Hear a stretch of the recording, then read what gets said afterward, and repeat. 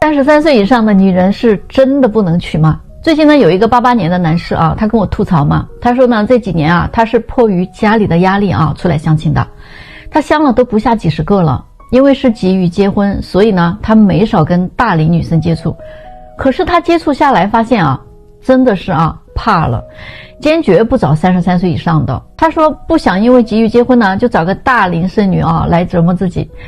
他说可以接受学历差一点的，长相不够漂亮的，家境一般的都行，就是这个年龄啊，绝对不能超过33，其他的都好说。这到底是怎么回事呢？原来啊，他在接触这些大龄剩女的时候啊，他经历过一些事情啊，真的也挺毁三观的。他说首先大龄剩女啊，大部分都是没有自知之明的，他自己都生到这个岁数了啊，还说哎呦，我都坚持到这会儿了，我为什么还要将就呢？其实他们想找的男人就跟那些20几岁的姑娘要找的幼稚男人啊是一样的，但是可惜呢，他又没有人家年轻，又没有人家单纯。他遇到过好几个啊，年龄又大，长得又不怎么样的女人，居然还看不起他的条件，嫌他一年挣30万太少了啊，这个收入啊跟年龄是不匹配的。这几个女人呢，相了一大圈啊，没合适的，结果又回来找他聊，他一个啊也不想搭理了。再有就是呢，大龄女生思考问题是比较极端的，比如说有一次啊，有一位女士，她过生日嘛啊，但是这个男生呢跟她刚认识2周的时间，所以呢并没有给女生买生日礼物，只是请她吃了个饭。这位女士啊，接下去就对她很冷淡了啊，并且告诉她说，我不想以后过那种节衣缩食的低质量生活的，我们还是不合适。其实啊，这样的女生真的不少，就凭一件事情啊，就能把一个人彻底的否定掉。还有第3点啊，就要说到大龄女生啊，她们真的是比较贪心的，她们真的是既要又要还要更要，因为她们都这个岁数了嘛，也经历了很多的事情，她们在找对象这件事情上真的是要求很多的，既要男的有钱啊，又要有能力，又要求对方呢有情商有眼缘，最好还能在花钱方面大大方方的，还得对自己好，会照顾人，还需要对方给自己啊提供情绪价值。他说他遇到过好几位这么挑剔的女生了，不是挑自己长得不够帅，就是挑自己的情商不够高啊，也有说他啊太会过日子了，反正总之人家啊就是不满意。说实话啊，其实男生真的就是想找一个会过日子的女生的，而不是找一个会花钱对未来的生活没有什么计划的。这个钱再多也得计划着用，对吧？还有最后一点啊，也就是最讨厌的一点，你跟他们相处的时候呢，他们总是会有意无意的说起自己的前任怎么优秀啊，对他怎么好，这个就是想用这种方式啊来给你立规矩，好拿捏你。那些恋爱经验比较丰富的大龄剩女啊，经常都会啊拿新人和前任去做比较，他们永远都不会考虑一件事情，那就是自己现在连一个女人最起码的生育价值都已经在贬值了啊，他们到底还有什么样的优势呢？站在这儿挑3拣4的，反正啊我是不找这样的了啊！你们觉得他说的对吗？啊，咱们到评论区聊一聊吧。大家知道为什么现在啊结婚率这么低了吗？今天呢，我接待了一个28岁的女生啊，她又让我听到了那一套理论。她说啊，女生结婚要彩礼有错吗？啊，父母把自己养这么大，难道就是为了白白的嫁到他们家去啊？给他们洗衣服做饭，还得给他们生孩子。我做完了家务，我还得照顾他的全家。而我做这些，有很多的男人看来都是理所当然的嘛，在他们的眼里，这些并没有什么价值。而我自己啊，还得放弃工作来照顾这个家，我失去了社会价值的同时，我也失去了青春和尊严啊！我花点钱还得手心朝上呢，最后保不准人家再劈个腿，给我整个人财两空啊！大好的岁月和青春啊，就留给了家务活了啊，陪着这个男人成长。如果有一天他飞黄腾达了，可能最后留给我2个字啊，离婚。如果我出去工作，那就没有什么时间照顾家庭，对吗？生活工作啊双重的压力，对于一个女人来说太难了。总之啊，我觉得女人太不容易了。现在还有谁愿意做家庭主妇呢？所以女人都要出来工作的，自己挣钱自己花呗啊，想怎么花怎么花啊。所以我觉得女生结婚要点彩礼啊，没什么毛病。他说的这番话啊，乍一听也没有毛病。但是你要仔细去想呀，就有很大的问题了啊。首先嘛，男女有别，社会有分工，对吗？身为女人或者男人就应该各司其职，站好自己这班岗啊。你该生孩子你就生孩子，他该赚钱养家就赚钱养家，彼此理解相互包容，这才像一个家呀。其次呢，他说的第一句话就有毛病哈。你是父母辛苦养大的，那他是石头缝里蹦出来自己个儿长大的不成吗？好，还说家务活都是给他们家干的，那你看看你说的这话，这难道不是你的家吗？你不住在这儿吗？孩子也是给男人生的啊，这句话更可笑，好像这个孩子生出来啊，只认爸不认妈。你自己都已经把自己定位成一个保姆了，你都自己把自己定位成一个生孩子的机器了，那你怎么不会失去尊严呢？首先啊，你的这种想法就得不到别人的尊重了啊，这个真的是你自己个儿啊从根上的问题。还有关于彩礼这件事啊，那就更搞笑了。你要知道啊，从你要彩礼的那一刻起，你就已经输了嘛。为什么呢？因为你在要啊，你在伸手啊，你是在用你自己跟钱做交易啊，所以不是别人把你物化了吗？是你自己把自己物化了呀，对吗？而且现在有很多人啊都没有搞明白，这个彩礼啊，那是要跟嫁妆对等的，甚至嫁妆那是古时候啊嫁女儿的时候啊娘家人的实力的体现，而现在的人啊，哎就只说彩礼啊，从不谈嫁妆，这个不就是买卖了吗？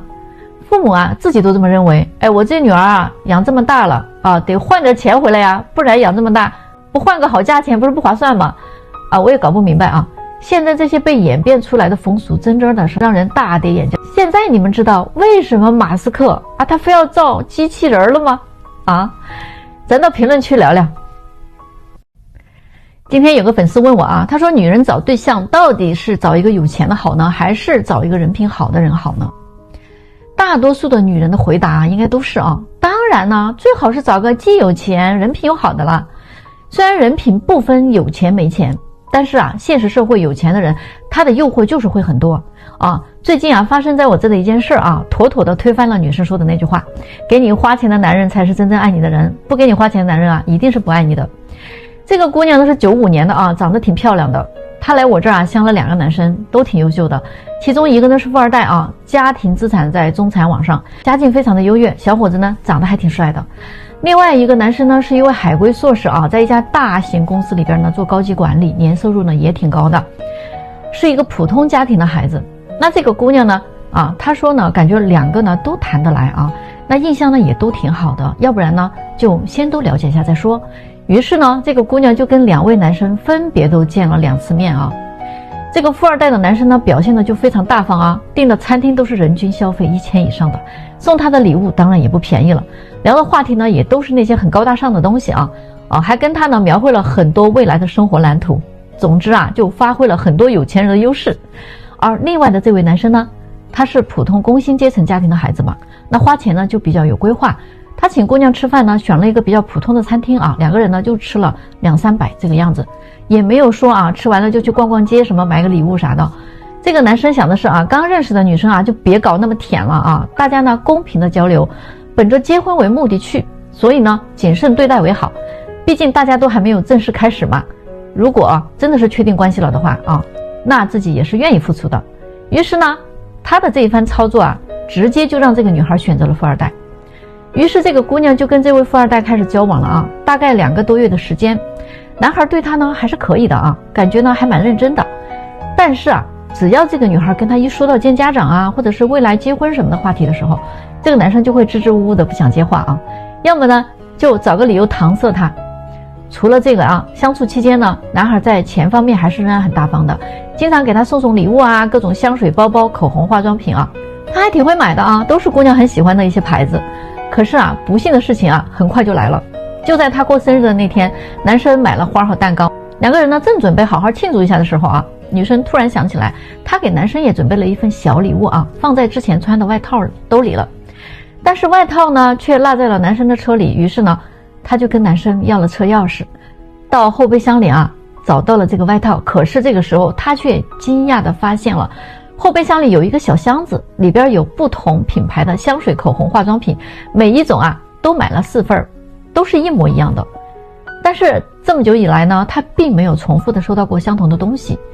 就在这一刻呀，他突然什么都明白了。原来他之前呀给他买的各种大牌的香水、口红、包包都是一次性买4-5份的啊，你们懂的。所以呢，一个男人爱不爱你啊，能仅仅靠这一个表现来衡量吗？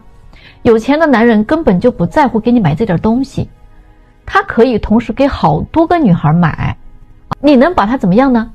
他虽然后来跟这位富二代也快速的结束了关系啊，又回到了相亲市场，但是这一回他再也不会用花不花钱来衡量一个男生的诚意了。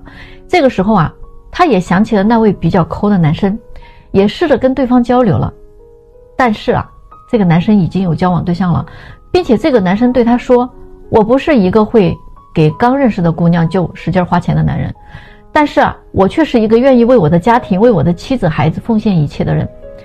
我很认真地对待每一个来相亲的姑娘，我不会去制造那些假象来迷惑你。我就是想告诉你啊，我就是一个回国的人，在你啊还不是我女朋友的情况下，花钱来追求还没那个必要吧。我想要的不过是一份双向奔赴的感情而已。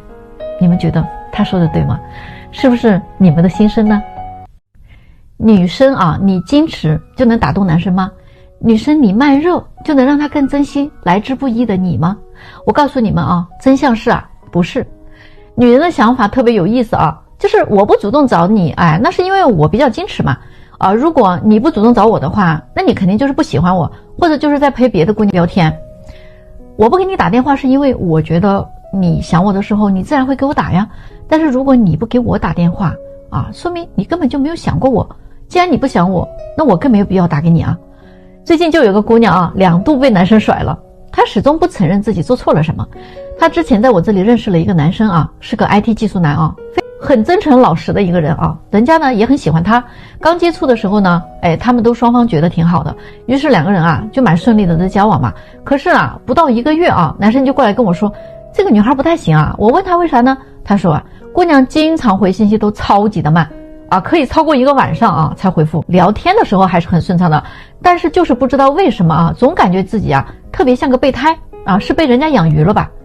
因为啊，他觉得女生可能还有别的男生在交往着，白天呢稍微好一点啊，那也是得几个小时才回复的，那一到晚上啊，就说自己要早睡啊，不熬夜的，一般10点就要睡觉，所以等这个男生有时间联系他的时候呢，他都没法回复了。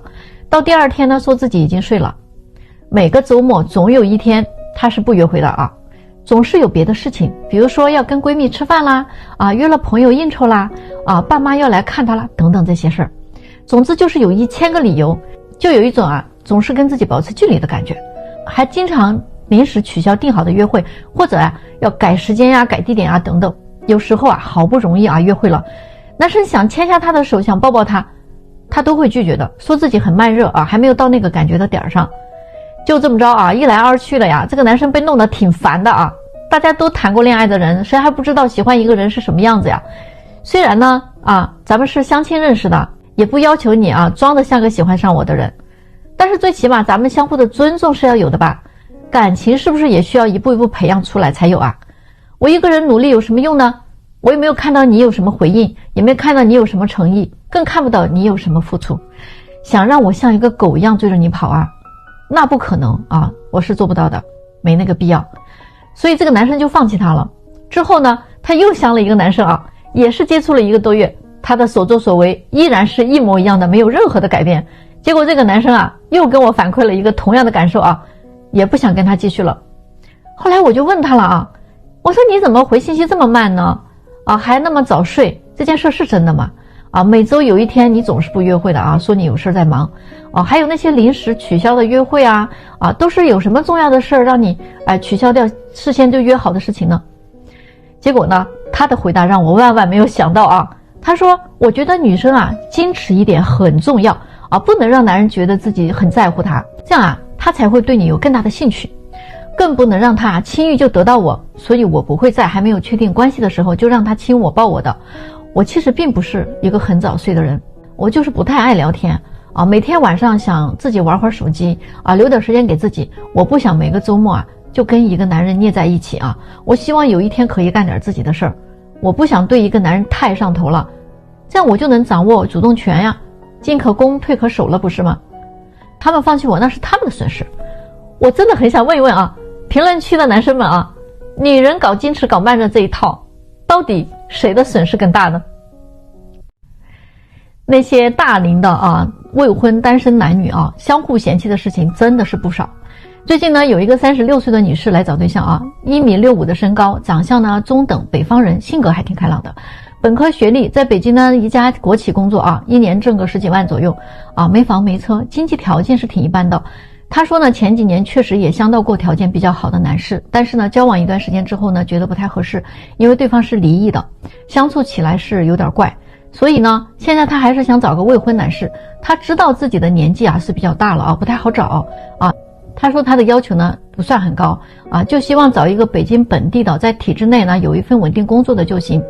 其实按说他这个要求吧啊，说高也不高，说低呢也不低啊。于是我们就给他匹配了5个类似条件的男士啊，最后呢有2位呢是愿意见见他的。可是呢，我们把这2位男士推荐给这位女士的时候呢，她却不太满意。你说一个才40岁就秃顶了，实在是没有眼缘。另外一个呢，42岁的呢，工作生活的地方离她住的地方太远了。虽然都在北京，但是这样的距离跟异地恋差不多。这个时候啊，我真的想说，都这会儿了还挑这挑那的，你自己也要青春没青春，要模样没模样了。你只剩下了年龄和皱纹了，何必在这儿啊为难自己为难我？找个人品好的男的，差不多条件就行了呀啊！要么你就干脆啊坚持不找了。结果这事过去了2天，也不知道啊哪一股风把他给吹醒了啊，又给我打了个电话过来啊，说要不然那2个人都见见吧。于是呢，我就分别安排了他们在一个周末见了面。结果呢，他见完了2位男士之后说，要不然就都接触看看。可是2位男士啊这边完全不同意跟他继续接触。那位42岁的说啊，大龄剩女啊问题就是多，哎，大家出来相个亲啊，就跟审犯人差不多啊，就差没让我出示身份证了，还问我之前的感情经历。他这么大岁数了，难道就没有谈过几个男的吗？啊，他自己也承认了，跟一个男的同居过几年。然后大家第一次见面就交流这个话题，不嫌尴尬吗？啊，就特别没意思啊！我一开始就不太想见这么大岁数的女人，这不想碰碰运气嘛啊，看看人品咋样。还真的是啊，不能找大龄剩女，性格有问题啊，一点都不讨喜。然后这位男士啊还补充了一句啊，我虽然不是大富大贵的人，但是呢，我毕竟在北京还有2套房子呀，价值都几百万，存款也有6位数啊，虽然不多，但是本人生活安稳啊，至少衣食无忧吧。其实啊，我还是想看一看有没有30岁左右的女士呢，我感觉这个年龄跟我比较大。另外的那一位啊，40秃顶的大哥啊，反馈的更有意思。他说，我还是有点担心他生孩子的问题。另外就是我自己啊，长得就不咋地啊，还是想找一个好看点的，改变一下我们家的基因嘛。我听完了他们的反馈啊，真的是哭笑不得啊。说实话啊，其实啊，大龄的男女啊，他们就是这么相互嫌弃的，最后呢，谁也找不到合适的。大家说，这究竟咋办呢？你知道找老婆要避开哪几种女人吗？有一个40岁的离异男士啊，再婚之后过得非常幸福啊。那他呢给我分享了几点他是怎么找老婆的。他说呀，根据他的经验啊，一定要避开以下这几种女人，基本上就不会在婚姻问题上踩坑了。第一点，要看一个女人啊能不能跟你同甘共苦，这个非常重要。他的前妻就是在他事业失败的时候啊跟他离婚的，还分走了他的房子、存款和孩子，事业走到了低谷的男人，这个时候还要去面对这种女人，给他的人生啊雪上加霜，伤口上再撒一把盐，谁受得了啊？他说其实判断这一点啊并不难，你只需要跟这种女人说，哎呀，我可能快失业了啊，我可能要破产了，我再也给不了更多的钱给你花了。如果是一个把物质看得特别重要的女人呢，这个时候啊，她不会继续在你这里耗她的时间的，她可能1天都受不了。所以这种物质女人是真的不能要的。第二种呢，就是性格太作的女人，心里想什么啊，永远不会跟男人去沟通的啊，总是让你猜。谁天天没事琢磨她脑子里想什么呀？一吵架就跟你提分手啊，这种女人啊，结婚以后就动不动会拿离婚来威胁你。男人要不断的用挽留啊来证明对她的爱，不管对还是错啊，只要是吵架了，永远都是男人来哄她，不哄就说你不爱她。你要是不哄啊，不挽留啊，她就不肯罢休，然后啊把男人的这个耐心啊都磨光光啊，最后你们的感情啊也就磨完了。第三种女人就是情绪不稳定的女人，这种女人特别可怕啊，她非常情绪化啊，一句话不对啊，上来马上就提高嗓门，拉开跟你吵架的阵势。在她的认知里，男人就得顾着她，顺着她，让着她，那才叫男人呢，那才叫爱她呢。如果娶了这样的女人啊，那必定是2天一小吵，3天一大吵。如果有了孩子，这个日子还怎么过呢？你们说是吧？第4种啊，巨婴女人，就是我们常说的啊妈宝女、公主病。现在太多这样的女人了，哪怕走到了40岁啊，她还要回家跟父母撒个娇呢。跟男人相处呢，你什么都得照顾他啊，他在家里啊只负责貌美如花，你必须负责赚钱养家，你还得会干家务，会哄他。一个男人娶了她呀，就娶了个祖宗回家，那没辙呀，谁叫你娶了他呢？那你就得伺候他。人家说了，我是女人，得给你生孩子呀，你不就得付出一切吗？看看我爸妈是怎么对我的，你就应该怎么对我，那才是对的。所以啊，看一个女人适不适合结婚啊，就看这几点啊：一个不物质的，能跟你同甘共苦的女人；一个能接受你的缺点，包容你错误的女人；一个能给你温暖和理解，能把家里啊营造的甜蜜温馨的女人；一个愿意和你携手共进白头到老的女人；一个心地善良的女人。你们说对吗？来，星星亮一个啊！